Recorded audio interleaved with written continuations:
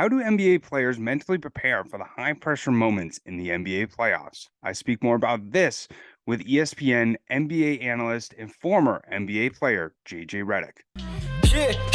Yeah. Hold up.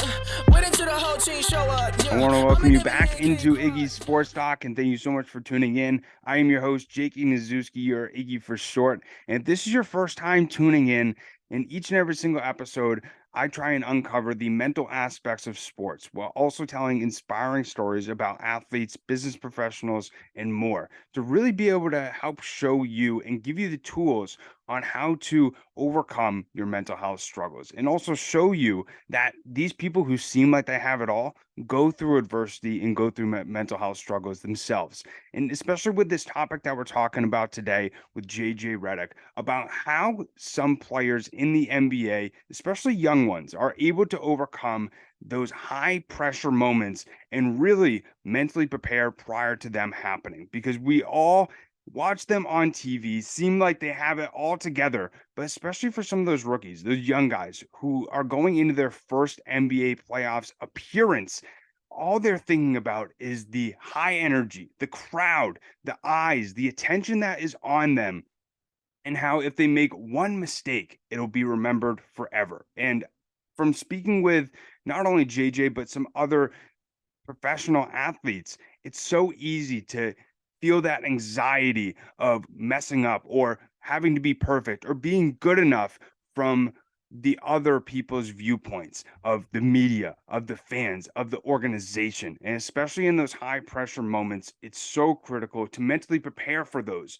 So then you're not only feeling confident, but you're also feeling whole and enough in yourself that if you do make a mistake, that it isn't the end of the world, that you're not going to beat yourself up hours, days, months, years after that. And so it was really interesting speaking with JJ Redick, mainly about how he really mentally prepared for those high pressure moments, especially early on in his career. And he tells some great stories about one of the things that his coach said, and also some of the lessons that he learned mentally preparing for those high pressure moments. And I think JJ is a perfect person to speak about this, not only since he's an ESPN NBA analyst, a former NBA player, but he's also the ninth player in league history to have never missed the playoffs. He played 13 years and made the playoffs 13 seasons in a row. So he definitely understands what that high pressure feeling is like and how it's best to mentally prepare for that. Now, without further ado, my conversation with JJ Redick.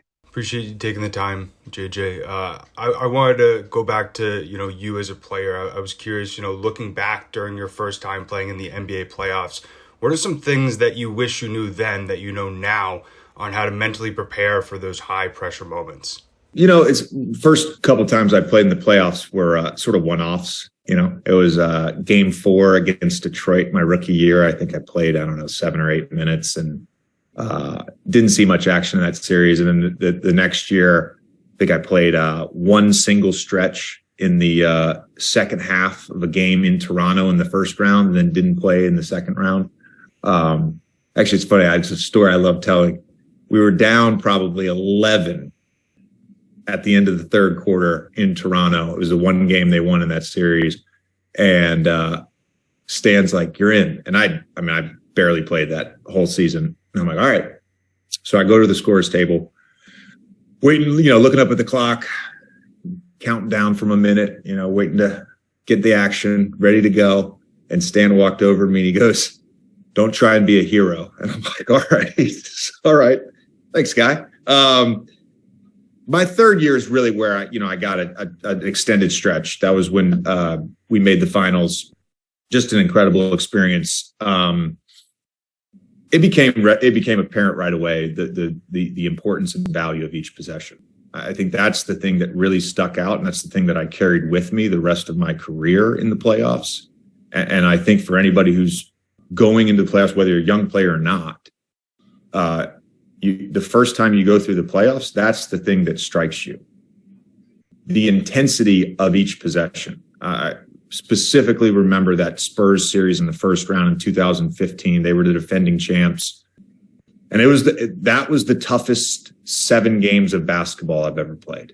To beat them to beat Pop and Kawhi and Duncan and Parker and Ginobili. Like, they were champions, and it required so much attention to detail, so much focus. And that's the thing that I just hit me right away in that third year run. And it helped me the rest of my career. I hope that you did enjoy my conversation with JJ Redick and got a little bit more insight on how players mentally prepare for those high pressure moments in games during the NBA playoffs. And this not only applies for, the NBA and the sport of basketball, but I think it all can also apply to all the other sports as well. And, that's why I love really being able to talk about and uncover on this podcast is how these athletes who look larger than life really have to still deal with and work on the mental aspect of their game, not only when they're playing the sport, but also off the court or off the field as well. And that's what I try and do with each and every single episode, is to be able to help you feel inspired and give you the lessons on how you can overcome your mental health struggles, be able to live your life to the fullest, and really bulldoze through adversity and whatever life throws at you. And so I have so many great episodes left in the vault, not only talking about, different sports topics, but also speaking more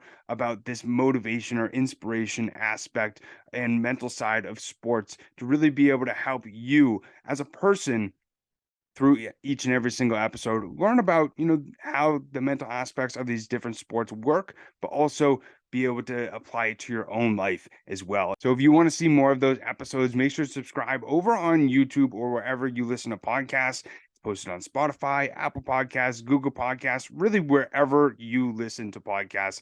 Iggy Sports Talk will be there. You just search it right in. And also make sure to follow Iggy Sports Talk over on Instagram to stay updated about everything that's going on regarding the podcast. There's a lot of times where I'll give a little bit of a sneak peek on which guest will be on the show that specific week. So you can start to get excited for each and every single episode, while also getting updates regarding the podcast, seeing, different exclusive clips and etc. So that is over on Instagram. But just the fact that you're listening or watching over on YouTube really means a lot to me. I love doing this podcast. I love talking about this perspective of sports and really being able to help people at the same time. That's honestly my biggest goal with each and every single episode. And I really believe if I'm able to use my voice to help others, but also raise awareness about mental health within sports and society, I can feel like I'm really making an impact. But as always, I hope that you have a great rest of your day, and I'll see you and talk to you next time. Peace.